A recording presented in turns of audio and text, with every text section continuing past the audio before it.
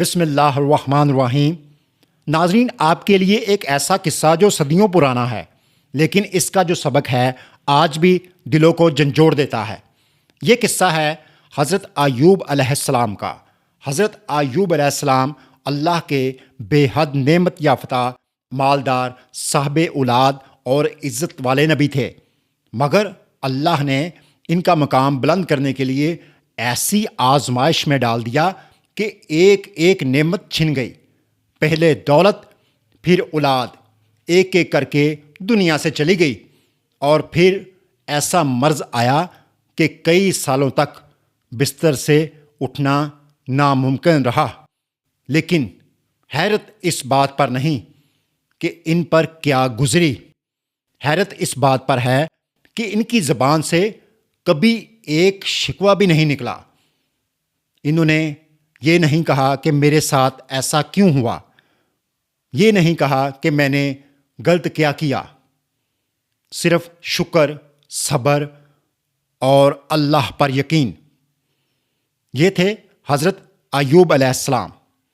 مگر ناظرین، آج کا جو انسان ہے نعمتوں میں ڈوبا، مگر پھر بھی ناشکرا کیوں ہے؟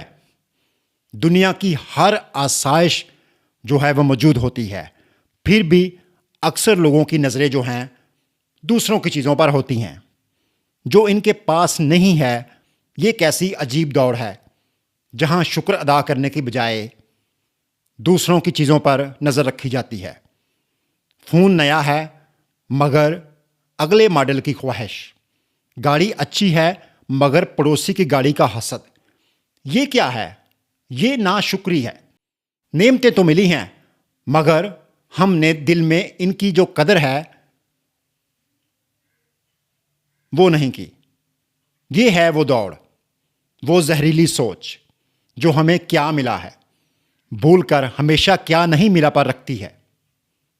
پھر جب ذرا سی آزمائش آتی ہے، صحت اگر خدا نخواستہ خراب ہو جائے، نوکری چلی جائے، کوئی اپنا بچھڑ جاتا ہے تو فوراً ٹوٹ جاتے ہیں۔ لمحوں میں سوشل میڈیا پر پوسٹیں کی جاتی ہیں اور سٹیٹس لگائے جاتے ہیں، لوگوں کی محفلوں میں باتیں کی جاتی ہیں، ہر جگہ اپنی مظلومیت کا جو ڈول ہے وہ پیٹنا شروع کر دیتے ہیں کہ میرے ساتھ کیا ہوا ہے۔ کہتے ہیں میری قسمت ہی خراب ہے۔ پھر کہا جاتا ہے کہ میں تو برباد ہو گیا ہوں۔ ہم اللہ سے مانگنے کے بجائے دنیا سے ہمدردی مانگنے لگتے ہیں۔ یہ ہے بے صبری، یہ ہے روح کی کھوکھلاہٹ۔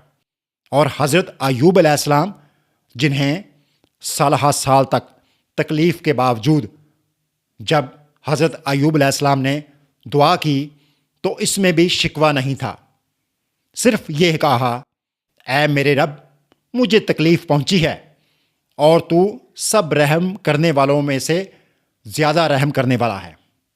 بس اتنی سی عاجزی اور اللہ نے زمین سے شفا کا چشمہ نکال دیا۔ ایوب علیہ السلام نے غسل کیا، پانی پیا اور اللہ اکبر، بیماری ختم، صحت لوٹ آتی ہے، دولت، عزت، اولاد، سب کچھ پہلے سے بڑھ کر عطا کیا گیا۔ ایوب علیہ السلام نے دکھ کا سودا نہیں کیا، دعا کا دروازہ کھٹکھٹایا اور رب نے خزانے کھول دیے۔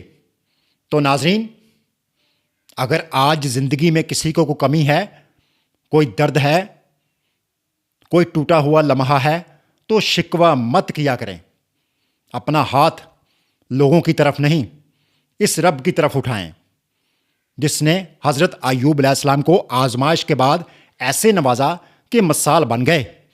شکر گزار بنو، صبر والے بنو، کیونکہ ناشکری دل کو اندھیروں میں لے جاتی ہے، اور صبر وہ روشنی ہے جو انسان کو اپنے رب تک پہنچا دیتی ہے۔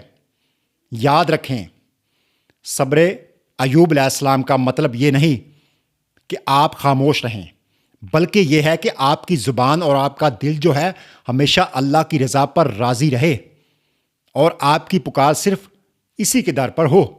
آزمائش آتی ہے اس لیے تاکہ آپ کو اپنے خالق سے جوڑ دے، نہ کہ دنیا سے بکاری بنا دے۔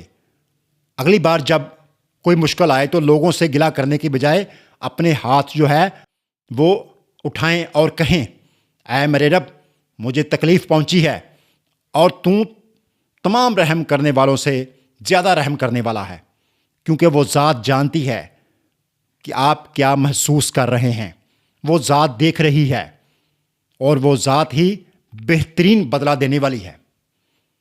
اجازت دیجیے گا، اللہ حافظ۔